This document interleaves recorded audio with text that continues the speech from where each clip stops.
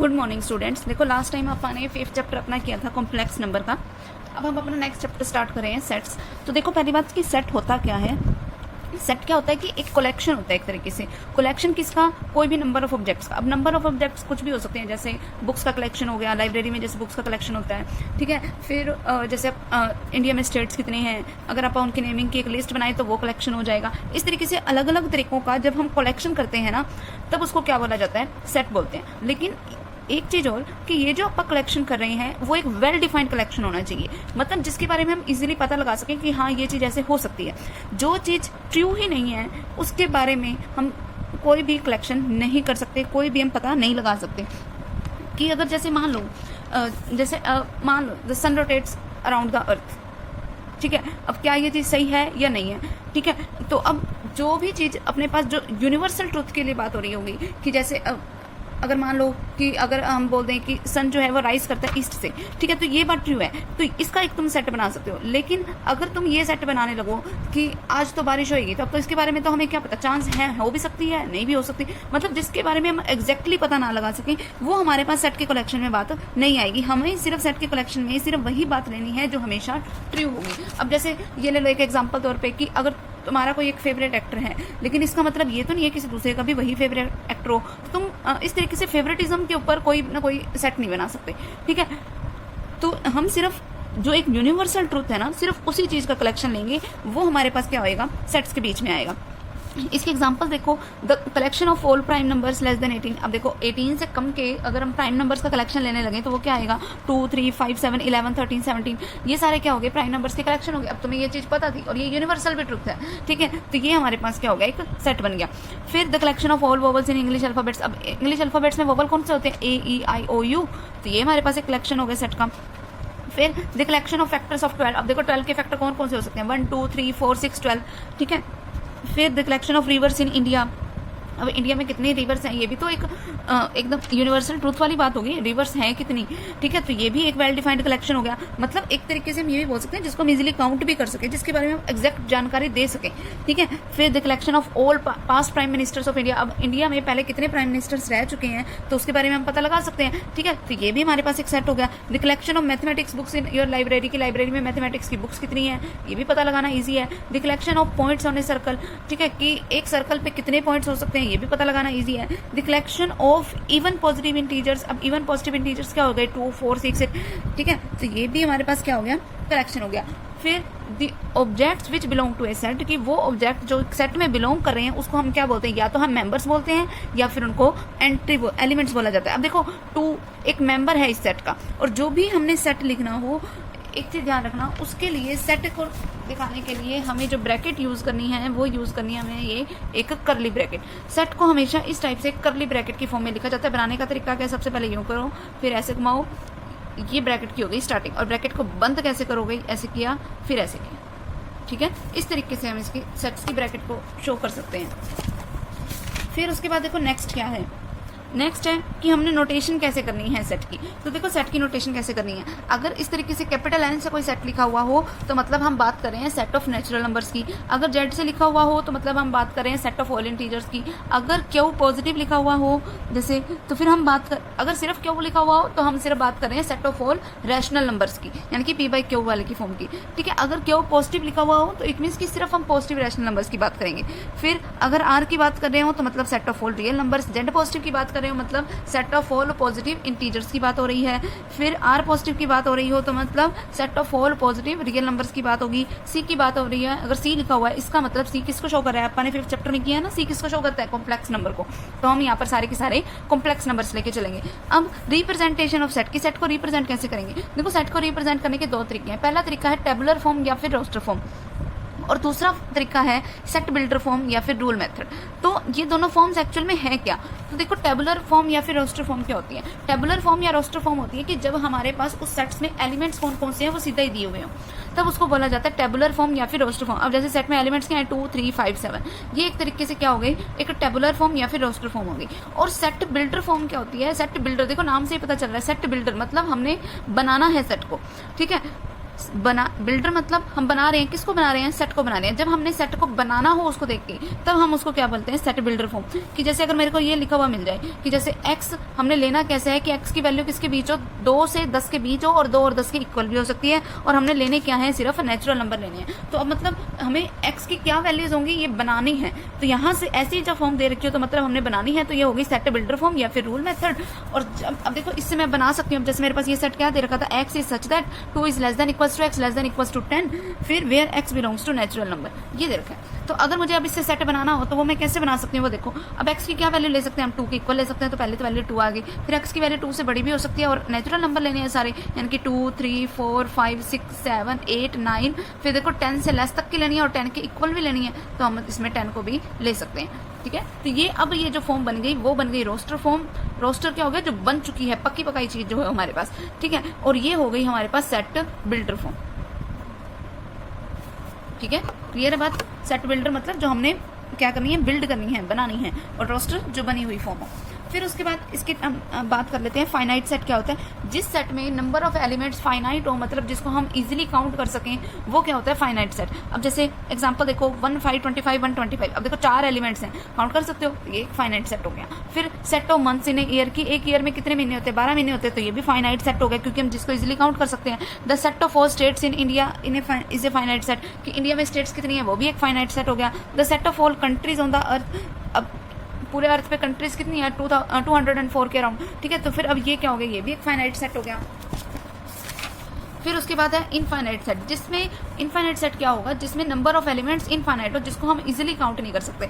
अब जैसे 1 2, अब नेचुरल नंबर्स के सेट की अगर हम बात करें तो ये आगे चलता ही जाएगा इनफाइनाइट तक, तो ये क्या हो गया, एक इनफाइनाइट सेट हो गया। होल नंबर्स की बात करें, 0 से स्टार्ट हो रहे हैं, ये भी अपने आप में एक सेट तो है, लेकिन कैसा है, इनफाइनाइट सेट है। The set of whole integers, अब देखो ये नेगेटिव की तरफ भी आगे बढ़ रहा है, पॉजिटिव की तरफ भी आगे बढ़ रहा है। ठीक है, तो ये कैसा सेट हो गया, इनफाइनाइट सेट हो गया। फिर सेट ऑफ रैशनल नंबर्स, फिर सेट ऑफ रियल नंबर्स। ठीक है, ये सारे एग्जाम्पल्स किसके हो गए, इनफाइनाइट सेट के। फिर उसके बाद नेक्स्ट आता है हमारे पास सिंगलटन सेट। देखो सिंगलटन सेट क्या होता है, सिंगलटन, देखो सिंगल, अब नाम से ही पता चल रहा है, मतलब जिसमें सिर्फ एक सिंगल एलिमेंट ही है, यानी कि जिसमें सिर्फ एक ही एलिमेंट हो, वो क्या होंगे, सिंगलटन सेट होंगे। अब जैसे x की वैल्यू क्या लेनी है मुझे, 11 से 13 के बीच में।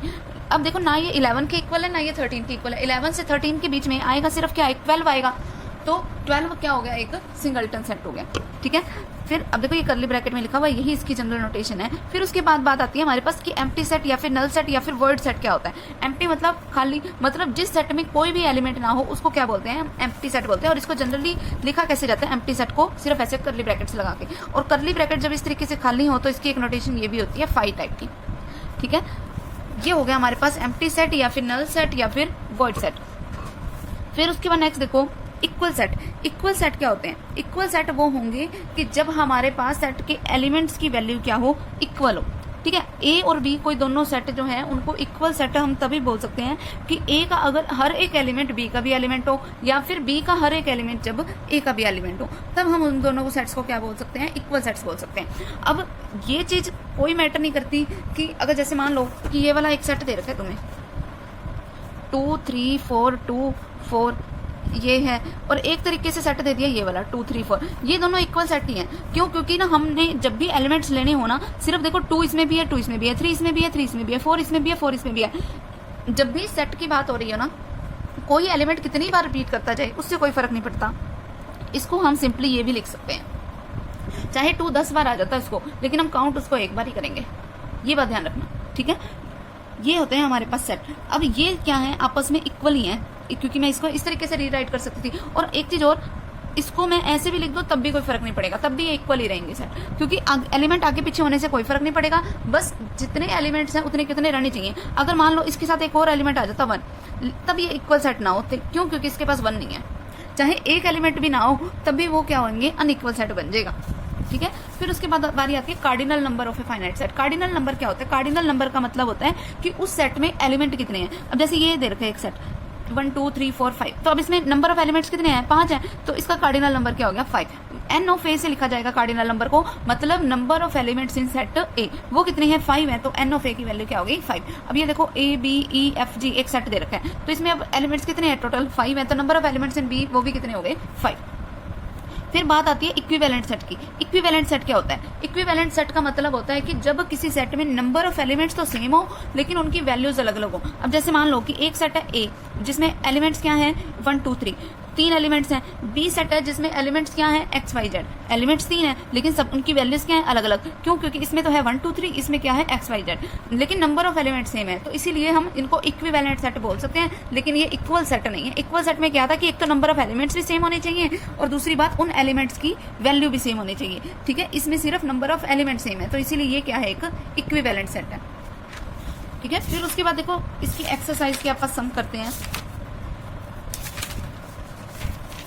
देखो क्या आएगा इसमें हमारे पास, which of the followings are sets and justify your answer, कि इनमें से कौन से जो हैं वो सेट हैं और अपने आंसर की जस्टिफिकेशन भी करनी है कि हमने इसको सेट क्यों बोला है। तो देखो इसमें पहला है the collection of all prime numbers, कि देखो अभी मैंने तुम्हें बताया कि collection of all prime numbers, ऐसे वाला वो पहले भी आया था कि अगर हमारे पास प्राइम नंबर्स का कलेक्शन करना है तो प्राइम नंबर्स तो हम बता ही सकते हैं कि कौन कौन से होंगे। जैसे प्राइम नंबर्स क्या हो गए, 2 हो गया, 3 हो गया, 5 हो गया, 7 हो गया। लेकिन इसने सिर्फ पॉजिटिव थोड़ी बोले हैं, हम नेगेटिव वाले भी ले सकते हैं, तो तुम वो भी ले सकते हो, -2 -3 -5, इस तरीके से आगे इधर से भी चलता जाएगा, इधर से भी चलता जाएगा आगे। ठीक है, तो ये एक अपने पास एक तरीके से एक इनफाइनाइट सेट बन गया। तो है तो सेट की ही डेफिनेशन करना, तो ये क्या हो गया हमारे पास एक वेल डिफाइंड सेट है पढ़ाइए। ठीक है, फिर उसके बाद the collection of good hockey players in India. अब मैंने तुम्हें बताया था गुड हॉकी प्लेयर्स। अब देखो कोई एक प्लेयर अगर तुम्हारी नजर में गुड है तो ये जरूरी तो नहीं है कि वो दूसरे की नजर में भी गुड हो।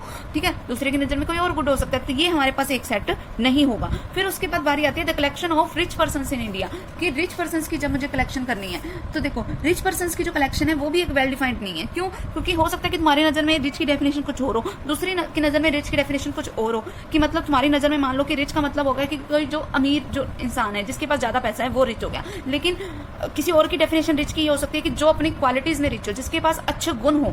ठीक है, तो वो रिच पर्सन की डेफिनेशन भी अलग अलग हो जाती है, तो ये भी इसलिए एक सेट नहीं है। फिर the collection of all natural numbers less than 1000, ये एक सेट है। क्यों? क्योंकि यहाँ पर जो बात हो रही है वो हो रही है कि 1000 से जो लेस वाले जो हैं वो एक नेचुरल नंबर्स लेने हैं, तो वो मुझे पता ही है 1 2 3 4 5 अप टू 1000 तक। 1000 से लेस वाले लेने हैं तो मतलब कहाँ तक आएंगे, 999 तक आएंगे। ठीक है, तो ये एक सेट है। फिर उसके बाद the collection of all integers, तो देखो ऑल इंटीजर्स का कलेक्शन लेना है मुझे, तो वो हमारे पास इंटीजर्स क्या हो गए +-1 +- ओड लेने हैं ना सिर्फ, तो इसीलिए हम 2 +-2 नहीं लेंगे, सिर्फ क्या आएगा +-1 +-3 +-5, इस तरीके से ये सारा क्या बन जाएगा एक कलेक्शन बन जाएगा इनफाइनाइट का। तो इसीलिए यहाँ पर एक क्या बनेगा एक इनफाइनाइट सेट बनेगा। The collection of most dangerous animals in the world, अब देखो मोस्ट डेंजरस एनिमल्स, अब देखो कोई एक जानवर तुम्हारी नजर में कोई और ज्यादा डेंजरस हो सकता है, कोई दूसरे की नजर में कोई और ज्यादा डेंजरस हो सकता है, तो ये एक सेट नहीं है। ठीक है, फिर उसके बाद right the following sets in set builder form, कि जो भी सेट दे रखे हैं इनको सेट बिल्डर फॉर्म में लिखना है। मतलब हमें एक ऐसी फॉर्म बना के दे रखी है, कैसी फॉर्म है। अब जैसे देखो यहाँ पर क्या है 2 4 6 8 एंड सो ऑन आगे चलता रहा। अब देखो 2 का मतलब क्या हुआ 2 × 1, 4 का मतलब क्या हुआ 2 × 2, 6 का मतलब क्या हुआ 2 × 3, 8 का मतलब क्या हुआ 2 × 4 एंड सो ऑन आगे चलता रहा। इसका मतलब हमारे पास जो सेट बनेगा वो एक्स बनेगा, वो कैसा सच दैट होगा कि एक्स जो होगा वो इक्वल्स टू है किसी 2n के, वेयर n किस में बिलोंग कर रहा है नेचुरल नंबर में। क्योंकि n की वैल्यू शुरू 2n क्यों लिखा, क्योंकि 2 तो हर जगह पे है ही, तो 2 टाइम्स ऑफ n की वैल्यू तुम बार बार चेंज करते जाओगे। n की वैल्यू क्या चेंज हो रही है 1 2 3 4, अब 1 2 3 4 एंड सो ऑन आगे चलता जा रहा है, तो मतलब n 1 2 3 4 है क्या नेचुरल नंबर है, यानी कि n मुझे चूज कहाँ करने हैं नेचुरल नंबर से चूज करने हैं। तो ये हमारे पास इसका कलेक्शन बन गया, ये हमारे पास सेट बिल्डर फॉर्म होगी। ठीक है, फिर उसके बाद नेक्स्ट देखो क्या है हमारे पास, इसी में 6 10 14 18 इस तरीके से बना रखे हैं। तो जैसे अब देखो 6 10 14 18 सिर्फ 4 ही एलिमेंट्स हैं हमारे पास। तो देखो 6 को अपन कैसे लिख सकते हैं, 6 को अपन लिख सकते हैं 4 × 1 + 2, 10 को अपन लिख सकते हैं 4 × 2 + 2, फिर 14 को अपन लिख सकते हैं 4 × 3 + 2, 18 को अपन लिख सकते हैं 4 × 4 + 2, फिर ये यहीं खत्म हो रहा है। इसका मतलब 4 सेम है, इसकी मल्टीप्लाई हो किससे रही है n के साथ हो रही है, जिसकी वैल्यू बार बार चेंज हो रही है, और प्लस में क्या आ रहा है हमेशा 2 ही आ रहा है। तो x जो होगा वो सच दैट होगा कि x की वैल्यू क्या है 4n + 2, लेकिन n क्या है, n की वैल्यू सिर्फ क्या हो सकती है 1 2 3 4 तक ये लेनी है अपन ने, आगे इन्फिनिट तक तो नहीं जा रहा। तो अपन क्या लिख रहे हैं n को <= 4 तक लिख रहे हैं, और n बिलोंग किस में कर रहे हैं नेचुरल नंबर में। आगे समझ। फिर उसके बाद नेक्स्ट देखो अगला मेरे पास बना रखा है 0 3 6 9 12, ये अपने आप बनाना। उससे अगला देखो, उससे अगला है हमारे पास 1/4 1/8 1/16 1/32 1/64।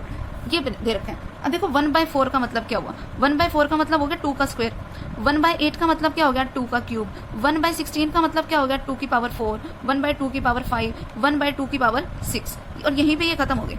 ऐसे ही है, इसका मतलब जो हमारे पास x होगा वो सच दैट होगा that x is equal to 1/2 की पावर n, ठीक है। वेयर n की वैल्यू शुरू कहाँ से हो रही है 2 से, तो 2 के equal but less than equal to 6। अब देखो 2 से 6 के बीच सिर्फ इतना लिख के मत छोड़ देना, यहाँ पे लिखोगे कि n नेचुरल नंबर है। क्यों? क्योंकि 2 से 6 के बीच में तो पॉइंटों वाले भी तो आते हैं। मतलब ऐसा तो नहीं है कि मैं 2 की पावर 2.1 ले लूँ, तो ऐसा तो मुझे लेना ही नहीं। मुझे सिर्फ क्या चाहिए 2, 3, 4, 5, 6, जो कि अपने आप में क्या है नेचुरल नंबर है, ठीक है। तो हमें ये भी लेना है। फिर उसके बाद अगला पॉइंट अपने आप बनाना। नेक्स्ट देखो third sum, which of the rewrite the following sets by listing all elements, कि भाई हमें करना क्या है, रीराइट करना है इनके एलिमेंट्स की फॉर्म में। मतलब अब मुझे इनकी रोस्टर फॉर्म बनानी है। अब देखो set of all letters in the word algebra. अब मैंने तुम्हें बताया था, देखो वर्ड क्या है हमारे पास, अलजेब्रा है, अलजेब्रा। अब देखो ये जो वर्ड है इससे सेट बनाना है मुझे। मैंने तुम्हें कहा था कि सेट में कोई एलिमेंट रिपीट नहीं करता, बस सीधा इसको क्या लिख दो ALGEBR, ठीक है। अब ए को दोबारा लिखने की जरूरत नहीं है क्योंकि ए पहले ही आ चुका है। तो ये क्या बन गया, अलजेब्रा की रोस्टर फॉर्म बन गई, ठीक है। फिर उसके बाद नेक्स्ट देखो क्या है हमारे पास, set of all positive integer which are the common factors of 30 and 45। अब देखो 30 और 45 के कॉमन फैक्टर्स क्या क्या हैं। 30 के फैक्टर बनाओ, 30 के क्या क्या फैक्टर बन सकते हैं 30 के, पहले वो लिखो। 30 किन किन के टेबल पे जाता है, 1 पे जाता है, 2 पे जाता है, 3 पे जाता है, 4 पे नहीं जाता, 5 पे जाता है, 6 पे जाता है, फिर 7, 8, 9, 10 पे जाएगा, फिर 15 पे जाएगा, फिर 30 खुद पे भी जाता है। ये हो गए इसके 30 के फैक्टर। फिर 45 के फैक्टर क्या हो गए, 1 हो गया, 2 नहीं है, 3 है, 4 नहीं है, 5 है, फिर 6 नहीं है, 7 नहीं है, 8 नहीं है, 9 है, 10 नहीं है, 11, 12, 13, 14, 15 है, ठीक है।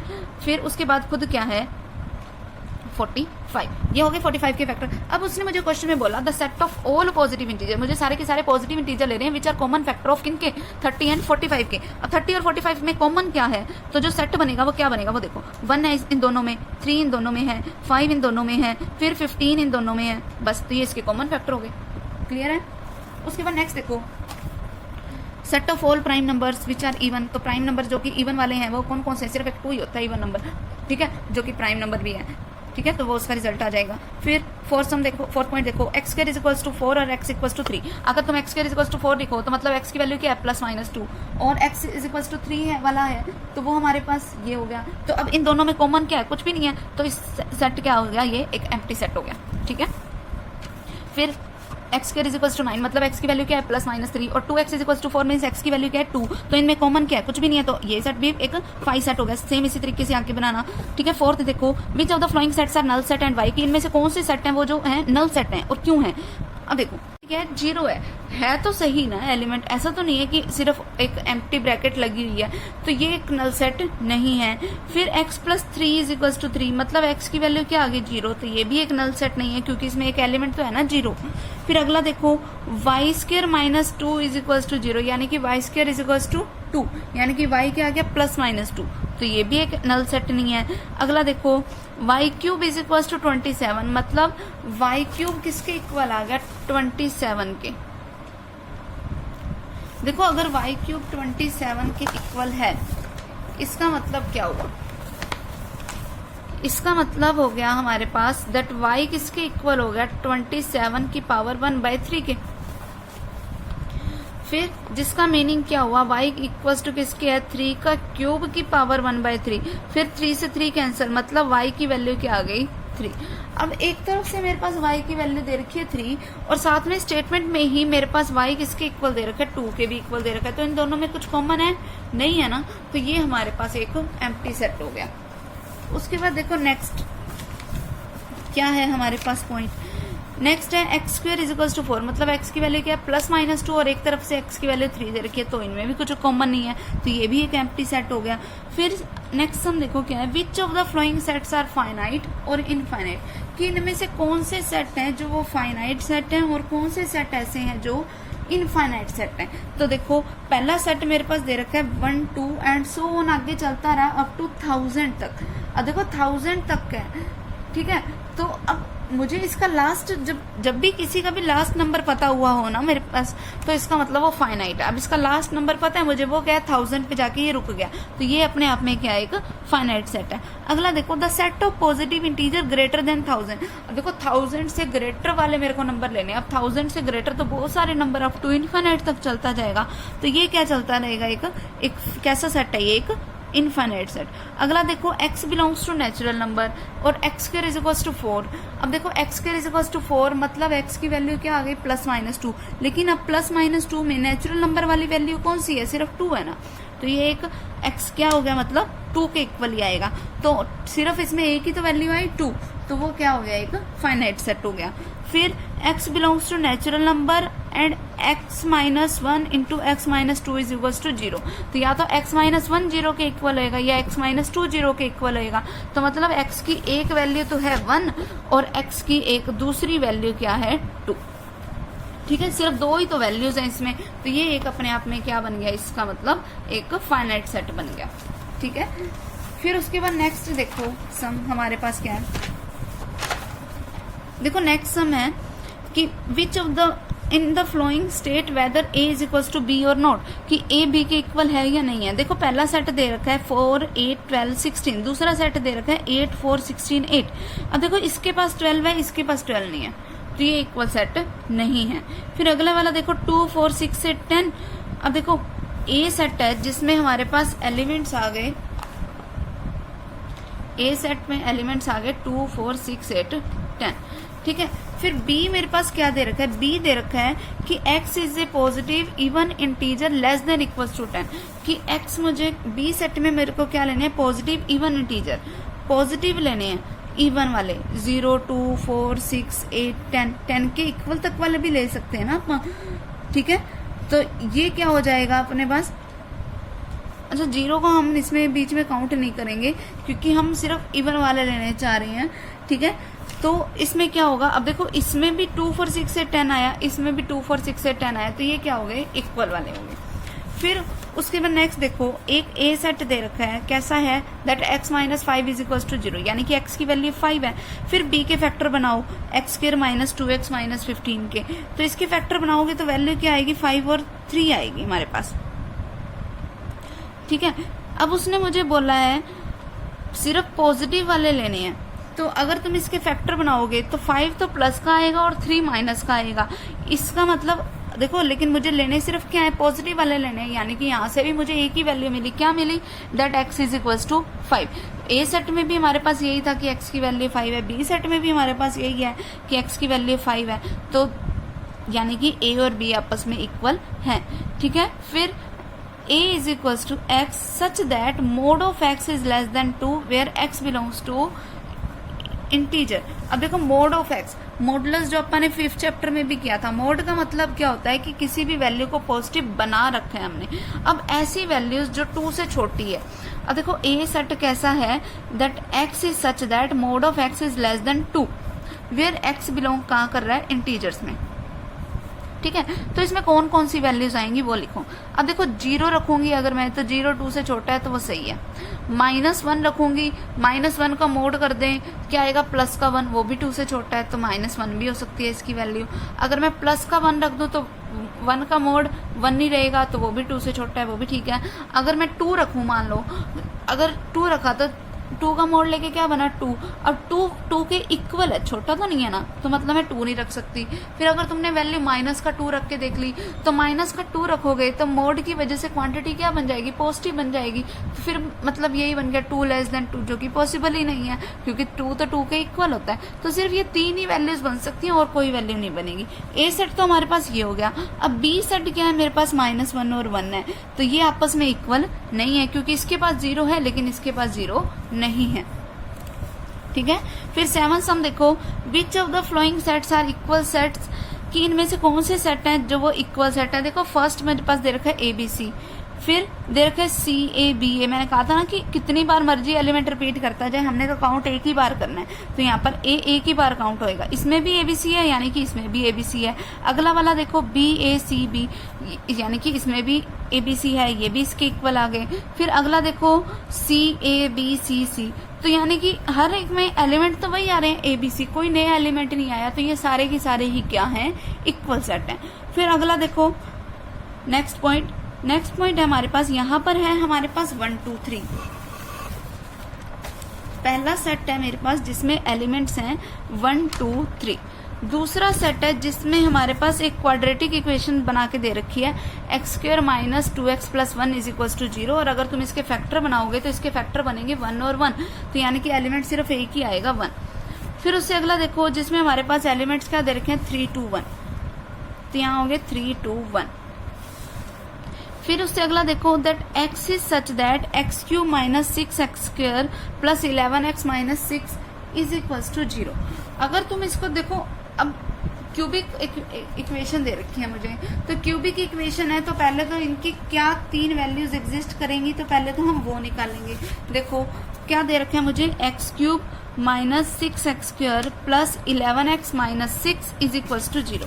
तो पहले हम इसमें 1 पुट करके देख लेते हैं, 1 पुट करके देखते हैं कि क्या वो इसको सेटिस्फाई कर रहा है। जब हमने इसमें 1 पुट किया तो 1 का क्यूब माइनस 6 इंटू 1 का square plus 11 into 1 minus 6, solve करोगे क्या बनेगा 1 का क्यूब 1 का स्क्वायर 1, 6 इंटू 1 6, फिर प्लस में 11 माइनस में 6। अब 1 प्लस 11 मीन्स 12, 12 माइनस 12 मीन्स 0, तो राइट साइड के इक्वल आ गए, यानी कि 1 इसको सेटिस्फाई कर रहा है, यानी कि x इक्वल्स टू 1 इसकी एक वैल्यू है, मीन्स x माइनस 1 इसका क्या हो गया, एक फैक्टर हो गया। बाकी के 2 फैक्टर मैं कैसे निकाल सकती हूँ कि x माइनस 1 को रखो बाहर, अंदर क्या आ गया x³ minus 6x² plus 11x minus 6। Divide करना तुम्हें आता है, कैसे करोगे डिवाइड, x की मल्टीप्लीकेशन जब मैं x² से कराऊंगी तो ये क्या बनेगा x³, फिर -1 की x² से कराओगे तो माइनस का x², फिर साइन चेंज कर दो, x³ से x³ cancel, minus 6x² plus x² means minus का 5x² प्लस 11x माइनस में 6। अब x की किससे मल्टीप्लाई करवाओगे, माइनस 5x से, तो माइनस 5x से मल्टीप्लाई कराई तो क्या बन गया माइनस 5x²।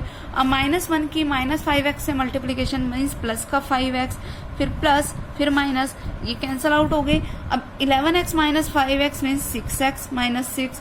अब इसके किससे मल्टीप्लाई कराओगे 6 से, तो क्या बन गया 6x minus 6, minus plus sign change, और ये क्या बन गया 0।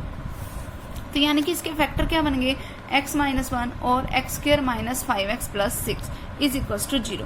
अब देखो x माइनस 1 को 0 के इक्वल रखोगे तो इसकी तो वैल्यू 1 है, इसको 0 के इक्वल रखोगे तो इसके फैक्टर बनेंगे x² minus 2x minus 3x plus 6 is equal to 0, यानी कि x कॉमन, अंदर क्या बचा x माइनस 2, इन दोनों में से माइनस का 3 कॉमन, अंदर क्या बचा x minus 2 is equal to 0। तो इसके फैक्टर क्या बनेंगे x माइनस 3 और x minus 2 is equal to 0। तो जब x माइनस 3 को 0 के इक्वल रखोगे तो इसकी वैल्यू आ गई 3, जब x माइनस 2 को 0 के इक्वल रखोगे तो वैल्यू क्या आ गई 2। यानी कि जब हम इस क्यूबिक इक्वेशन को सोल्व किया तो हमारे पास वैल्यूज मुझे क्या मिली 1 2 और 3 ही मिली। तो अब कौन कौन से इक्वल है, एक तो ये इक्वल है, एक ये वाला और एक ये वाला। इसका मतलब इक्वल सेट्स कौन कौन से हैं इसमें, एक तो 1 2 3 है, फिर 3 2 1 है, और एक ये क्यूबिक इक्वेशन, ये तीनों ही आपस में इक्वल है, बाकी और कोई इक्वल नहीं है। ठीक है, तो ये फर्स्ट एक्सरसाइज इसको कंप्लीट कर लेना सभी अपनी फेयर कॉपीज पे, बाकी हम अपना नेक्स्ट टाइम करेंगे।